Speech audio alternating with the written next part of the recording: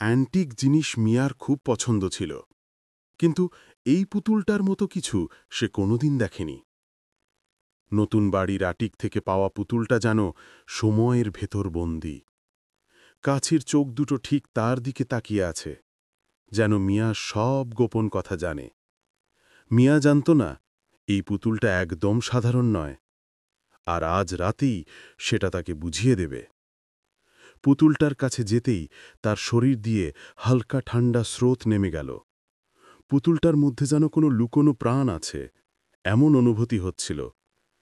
সে নিজেকে বোঝাতে লাগল যে পুরনো বাড়ির শব্দই এসব, কিন্তু মনে মনে মিয়া বুঝেছিল কোথাও যেন কেউ তাকে তাকিয়ে দেখছে। পুতুলটা হাতে তুলে নিতেই তার ঘাড়ের পাশে ঠান্ডা বাতাস বয়ে গেল। খুব ক্ষীণ একটা শব্দ, যেন ফিসফিস করে কেউ কিছু বলল। হাওয়া ছাড়া কিছুই না, মিয়া নিজেকে বলল। কিন্তু পুতুলটার চোখে যেন এক অদ্ভুত ঝিলিক, যেন সে কোনো গোপন কথা লুকিয়ে রেখেছে। এক মুহূর্তের জন্য মিয়া অন্যদিকে তাকাল, তারপর চোখ ফেরাতেই দেখল পুতুলটা আর তাকের উপর নেই, মেঝেতে সোজা হয়ে বসে আছে। মিয়ার বুক ধরফর করতে লাগল। সে তো এটাকে নড়ায়ওনি, তাহলে? মিয়া নিজেকে বোঝাতে লাগল সবই তার ভুল মনে হচ্ছে। কিন্তু সে যতবার চোখের পলক ফেলছে, পুতুলটা যেন একটু একটু করে নড়ছে। তার নিঃশ্বাস ভারী হয়ে এলো। আসলেই কি পুতুলটা নিজের ইচ্ছায় নড়ছে, নাকি মিয়াই ধীরে ধীরে নিজের নিয়ন্ত্রণ হারাচ্ছে? মিয়া হতবাক হয়ে দাঁড়িয়ে রইল। পুতুলটার মাথা ঘুরে সোজা তার দিকে তাকিয়ে আছে। সে ছুঁয়েও দেখেনি, তার হাত কেঁপে উঠল। মাথায় শুধু একটাই কথা ঘুরপাক খাচ্ছিল, এটা কিভাবে সম্ভব? প্রতিটা পা এগোতেই বাতাস আরও ঠান্ডা লাগছিল। পুতুলটা সিঁড়ির উপর বসে আছে। এটা আবার কিভাবে এলো? মিয়ার বুকে কাঁপন ধরল। পালাতে ইচ্ছে করছিল, কিন্তু অদ্ভুত এক কৌতূহল তাকে আটকে রাখল। আয়নায় তার চোখ পুতুলটার প্রতিচ্ছবি দেখল। ওটা শুধু বসে নেই, তাকিয়ে আছে, যেন অপেক্ষা করছে। মিয়ার মনে হল এই বাড়ির ভেতর লুকিয়ে আছে অনেক অজানা রহস্য, আর পুতুলটা শুধু শুরু। সিঁড়ি বেয়ে অ্যাটেকের দিকে উঠতেই তার বুকের ধুকপুকানি আরও বেড়ে গেল। পুতুলটা একটা পুরনো ট্রাঙ্কের পাশে দাঁড়িয়ে আছে, যেন আগেই সেখানে ছিল, তাকে অপেক্ষা করছিল। তার শরীর দিয়ে ঠান্ডা স্রোত নেমে গেল। মনে হচ্ছিল এখনই ফিরে যাওয়া উচিত, কিন্তু সে পারল না। সত্যিটা জানতেই হবে। মিয়া ধীরে ধীরে এগোল, হাত কাঁপছে। তোমাকে এখানে কে রাখল? তার গলা কাঁপা ফিসফিসো শব্দ। পুতুলটা উত্তর দিল না, কিন্তু তার চোখে অদ্ভুত এক ঝিলিক, যেন মিয়াকে নিয়ে ঠাট্টা করছে। অ্যাটিকটা ঠান্ডায় জমে গেল। কোথাও থেকে অদৃশ্য এক চাপ তার মনে ফিসফিস করে বলল, আমি শুধু খেলনা নই। মিয়ার আঙুল ছুঁয়ে গেল পুতুলটার পাশে রাখা পুরনো ডায়েরিটা। বছরের পর বছর ধরে পাতা হলুদ হয়ে গেছে, ভেতরে অদ্ভুত সব চিহ্ন আঁকা। একটা পাতা উল্টোতেই তার রক্ত ঠান্ডা হয়ে গেল। ডায়েরিতে লেখা একটা পুতুল সম্পর্কে, যে নাকি নিজে নিজেই নড়তে পারে, কোনো অদৃশ্য শক্তি নিয়ন্ত্রণে। ডায়েরি পড়তে পড়তে সে দেখল পুতুলটা একটু সামনে ঝুঁকে এসেছে। ওটা তো নাড়ার কথা নয়, তবুও নড়ল। মিয়ার বুক ধরফর করতে লাগল। ডায়েরিতে সতর্ক করে লেখা ছিল পুতুলটাকে নাকি কোনো শক্তি চালায়। মিয়ার গলা শুকিয়ে গেল। সে বুঝল এখন সে শুধু দেখছে না, তাকেও দেখা হচ্ছে। মিয়া ধীরে ধীরে হলওয়ে দিয়ে হাঁটছিল। হঠাৎ আলো টিমটিম করে উঠল। কোণের দিকে তাকাতেই পুতুলটা দাঁড়িয়ে আছে অর্ধেকটা ছায়ার মধ্যে। প্রথমে স্থির, তারপর যেন একটু এগিয়ে এলো। মিয়া যতটা এগোয়, পুতুলটাও ততটাই কাছাকাছি আসে। তার চোখ মিয়াকে এক মুহূর্তের জন্য ছাড়ছে না। ঘরে ফিরে মিয়া অনুভব করল ঘরটা তার দিকে সংকুচিত হয়ে আসছে, আর পুতুলটা বিছানের ওপর সোজা হয়ে বসে আছে, যেন অপেক্ষা করছে। তার তাকানো মিয়ার মনকে ভেদ করে গেল, যেন নীরব কোনো আদেশ দিচ্ছে। মিয়া কাঁপতে লাগল। বুঝল এখন এই বাড়ি আর পুতুল শুধু জায়গা নয়, তার ভয়কেও নিয়ন্ত্রণ করছে। মিয়া ধীরে ধীরে পিছিয়ে গেল, চোখ পুতুলটার দিক থেকে সরাতে পারছিল না। পুতুলটার ছায়া দেয়ালে অস্বাভাবিকভাবে লম্বা হয়ে পড়েছে, ভয়ঙ্কর, বিকৃত। তার মনে হল ও এখনো পুরো সত্যটা জানেনি। এই পুতুলটা শুধু কাঠ আর পোর্সেলিন নয়, এর নিজেরই একটা মন আছে, আর সেটা মিয়ার পরের পদক্ষেপের অপেক্ষায়। মিয়ার বুক ধড়ভড় করছিল। পুতুলটা যেন নিজেরাই ঘরের মাঝখানে এসে দাঁড়িয়ে আছে। সে কিছু বুঝতে পারছিল না, চোখ ফেরালেই পুতুলটা আরও একটু করে সামনে এসে যায়। পুরো বাড়িটাই যেন শ্বাস নিচ্ছে দেয়ালের ভেতর দিয়ে। ভয় তাকে আঁকড়ে ধরলেও এক অদৃশ্য টান তাকে পুতুলটার দিকে আরও কাছে টেনে নিচ্ছিল। এবার আর মিয়ার ভুল মনে হচ্ছিল না। চেয়ারগুলো নড়ছে, ফ্রেমগুলো একপাশে হেলে আছে, যেন সব কিছুই পুতুলের ইশারায় চলছে। তার পিঠ বেয়ে ঠান্ডা ঘাম নেমে গেল। পুতুলটা শুধু জীবিত নয়, সে সব জানে, সব দেখে। এবার মিয়া স্পষ্ট টের পাচ্ছিল পুতুলটার উপস্থিতি যেন তার বুকের উপর ভারী হয়ে বসে আছে। কোণের প্রতিটা ছায়া নড়তে লাগল, প্রতিটা ফিসফিস যেন তার নাম ধরে ডাকছে। মিয়া মাথা নাড়ল, নিজেকে স্বাভাবিক রাখতেই হবে। কিন্তু বাড়িটা যেন ঠিক করেছে তাকে কোনোভাবেই শান্ত থাকতে দেবে না। মিয়া কাঁপতে থাকা হাতে ট্রাঙ্কটা খুলল। ডায়েরিটা ভেতরেই আছে, কিন্তু পুতুলটা আর মেঝেতে নেই। ট্রাঙ্কের ওপর বসে সোজা তার দিকে তাকিয়ে আছে। মিয়ার মুখ থেকে এক চিৎকার বেরিয়ে এলো। সে প্রায় টর্চটা ফেলে দিচ্ছিল। মনে হলো পুরো ঘরটাই জীবন্ত, তার প্রতিটা নড়োচড়ো দেখে রাখছে। পুতুলটার ছায়া দেয়ালে অস্বাভাবিকভাবে লম্বা হয়ে ছড়িয়ে পড়ল, ঠিক কোনো অশুভ সংকেতের মতো। মিয়া পিছিয়ে গেল আতঙ্কে। সে হঠাৎ বুঝল, এখনও সে পুতুলটার আসল শক্তি দেখেনি। এই পোর্সেলিন দেহের ভেতর লুকিয়ে আছে কোনো পুরনো, অন্ধকার, নিষ্ঠুর কিছু, আর সেটা এখনও তার কাজ শেষ করেনি। মেঝেতে বসে ডায়েরিটা খুলে পাতায় পাতায় চোখ বোলাচ্ছিল। অদ্ভুত সব চিহ্ন আর ভয়ঙ্কর কাহিনী লেখা ছিল তাতে। পুতুলটা একসময় এক শিশুর ছিল, কিন্তু ডায়েরির লেখাগুলো বলছিল পুতুলটা নির্দোষ ছিল না, এর ভেতর কোনো কিছু চাপা পড়ে আছে, যা ভয় খেয়ে বেঁচে থাকে আর সুযোগের অপেক্ষায় বসে আছে। একটা পুরনো ছবি দেখা যাচ্ছিল, একটা ছোট মেয়ে পুতুলটাকে শক্ত করে ধরে আছে, তার চোখে আতঙ্ক।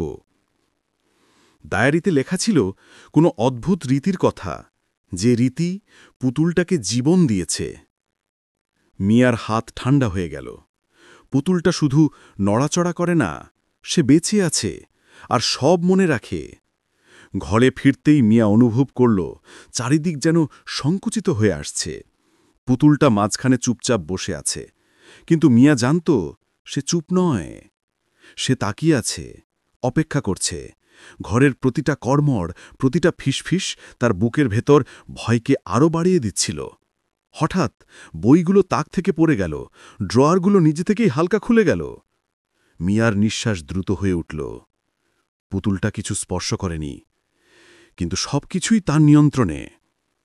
ভয় এখন আর শুধু মিয়ার অনুভূতি নয়, পুতুলটার অস্ত্র। পুতুলটার ছায়া দেয়ালে শিকারির মতো লম্বা হয়ে ছড়িয়ে পড়ল। ফিসফিসানিটা এবার শব্দে বদলে গেল, থাকো আমার সঙ্গে চিরদিন। মিয়া কেঁপে উঠল। সে বুঝল পুতুলটা শুধু তাকে ভয় দেখাতে চায় না, তাকে পুরোপুরি নিজের করে নিতে চায়। মিয়া থেমে গেল। পুতুলটা আর বিছানায় নেই, ওটা এখন ঘরের মাঝখানে দাঁড়িয়ে, একদম নিস্তব্ধ। মিয়ার বুকের ধুকপুকানি বাড়তে লাগল। ফিসফিস আওয়াজগুলো আরও জোরে, আরও তীক্ষ্ণ হল, যেন আদেশ দিচ্ছে। সে বুঝল পুতুলটা নিজের মতো চলতে পারে, আর এখন ওটা শুধু তাঁকেই চাইছে। মিয়া দৌড়ে দরজার দিকে ছুটল, বুক কাঁপছে। করিডরটা যেন আগের চেয়ে লম্বা, অন্ধকার আরও ঘন। হঠাৎ সে দেখল পুতুলটা করিডরের শেষ মাথায় দাঁড়িয়ে নীরবে তার পিছু নিচ্ছে। ভয়ে তাকে থামিয়ে দিল, কিন্তু ভিতর থেকে একটা শক্তি বলল, দৌড়াও। মিয়া বসের ঘরে হোঁচট খেয়ে ঢুকল। চারিদিকে জিনিসপত্র নিজে নিজেই নড়ছে, দরজা জোরে বন্ধ হচ্ছে। আর ওখানে টেবিলের উপরে বসে আছে পুতুলটা, একদম স্থির, অচল চোখে তাকিয়ে আছে। তার উপস্থিতি পুরো ঘরটাকে ভারী করে তুলল। মিয়া বুঝতে পারল সে শুধু ভয় পাচ্ছে না, সে আটকে গেছে। মিয়া আতঙ্কে ডায়েরিটার পাতাগুলো উল্টাকে লাগল। সেখানে লেখা ছিল একটি অদ্ভুত রীতির কথা, যে রীতি এক আত্মাকে পুতুলের সাথে বেঁধে রাখে আর ভয়কে খেয়ে বেঁচে থাকে। পুতুলটা হঠাৎ জীবন্ত হয়ে ওঠেনি, ওটা ছিল গ্রাস করে রাখা এক দুষ্ট আত্মার ঘর। আর এখন মিয়াও সেই গল্পের অংশ হয়ে গেছে। পুতুলটার ছায়া ঘরের এক প্রান্ত থেকে আরেক প্রান্তে লম্বা হয়ে মিয়ার দিকে বাড়তে লাগল। এবার ফিসফিস শব্দ স্পষ্ট শোনা গেল, আমার সাথে চল, না হলে চিরকাল থেকো। মিয়া বুঝল এটা সাধারণ কোনো পুতুল নয়, ওটা শুধু নড়াচড়া করছে না, ওর কিছু চাই, আর সেটা মিয়ার জীবন পাল্টে দিতে পারে বা শেষও করে দিতে পারে। মিয়া মাথা ঘুরে যাচ্ছিল। পুতুলটা নীরবে ঘুরছে, সবসময় তাকিয়ে আছে, সবসময় অপেক্ষা করছে। প্রতিটি ছায়া যেন জীবন্ত, প্রতিটি ফিসফিস যেন আদেশ। সে বুঝল, ভয় শুধু তার অনুভূতি নয়, এটা পুতুলটার শক্তি, যা তাকে শক্তিশালী করছে। মিয়া দরজার দিকে ছুটল। ঠিক পৌঁছার আগেই দরজাগুলো জোরে বন্ধ হয়ে গেল। জানালার কাঁচগুলো কেঁপে উঠল। আর ওখানে পুতুলটা ঘরের মাঝখানে স্থির, নিঃশব্দ। সে আটকা পড়ল, একা, পুরোপুরি পুতুলটার দয়ার ওপর। হঠাৎ পুতুলটা কথা বলল, ওর ঠোঁট থেকে নয়, সরাসরি মিয়ার মনের মধ্যে। তুমি এখন আমার, চিরদিন। মিয়া চিৎকার করল, কিন্তু আওয়াজ নিঃশব্দে হারিয়ে গেল। পুতুলটা শুধু নড়াচড়া করছে না, এখন সেটা যোগাযোগ করছে, নিয়ন্ত্রণ করছে, দাবি করছে।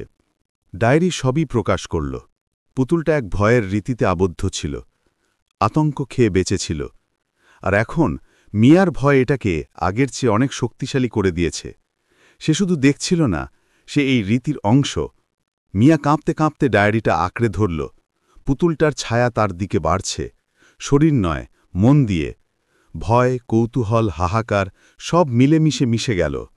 সে বুঝল, এখন তার একটাই পথ, শরণ নেবে নাকি প্রতিরোধ করবে। কিন্তু কি সে পালাতে পারবে সেই প্রাচীন ক্ষুধার্ত শক্তির টানে? ঘরটা ছায়া, ফিসফিস আর হাওয়ায় ভরে উঠল। পুতুলটার উপস্থিতি ঘরের প্রতিটি কোণে মিয়ার মনে চাপ সৃষ্টি করছে। মিয়ার বুক ধুকভুক করছে, পালানোর কোনো পথ নেই। পুতুলটা এখানে যা চায় সেটা দখল করতে এসেছে। ভয় এত বাস্তব কখনো মনে হয়নি। মিয়া ডায়েরিটা উঁচু করে ধরল, ভেবেছিল হয়তো এর কথায় কোনো শক্তি আছে। পুতুলটা নীরবে ধীরে ধীরে এগোচ্ছিল। প্রতিটি স্বাভাবিক প্রবৃত্তি বলছিল দৌড়াও, কিন্তু মিয়ার ভিতর কিছু বলছিল থামো। এটা শুধু ভয় নয়, এটা পরীক্ষা, আর পুতুলটা তার সাহস যাচাই করছে। ডায়েরি শেষ সত্যটি দেখাল, ভয় পুতুলকে খাওয়ায়, কিন্তু সাহস ওকে বাঁধতে পারে। মিয়ার মন ঘুরছে, একটাই পথ, ভয় হার মানা নাকি মুখোমুখি হওয়া। পুতুলটা অপেক্ষা করছে, ধৈর্যশীল, শক্তিশালী, ক্ষুধার্ত। মিয়া গভীর নিঃশ্বাস নিল, সমস্ত সাহস একত্র করে। আমি ভয় পাইনি, সে ফিসফিস করল। ছায়াগুলো থেমে গেল। ফিসফিসেনিটা হঠাৎ থেমে গেল। পুতুলটা মাথা হেড়াল, যেন অবাক। তারপর ধীরে ধীরে পিছনে সরল। প্রথমবার সে নিয়ন্ত্রণ অনুভব করল। তার সাহস পুতুলটার শক্তিকে চ্যালেঞ্জ করেছিল। সকালের আলো ঘরে প্রবেশ করল, ছায়াগুলো মিলিয়ে দিল। পুতুলটা চুপচাপ তাকের উপর বসে আছে, শক্তি যেন কমে গেছে। মিয়ার হাত কেঁপে গেল, কিন্তু বুক শান্ত। সে বেঁচে আছে। তবুও শিউরে উঠল। যদিও পুতুল আর নড়ছে না, সে জানে ওর চোখ এখনও তাকিয়ে আছে, অপেক্ষা করছে পরবর্তী ভয় খাবার জন্যে।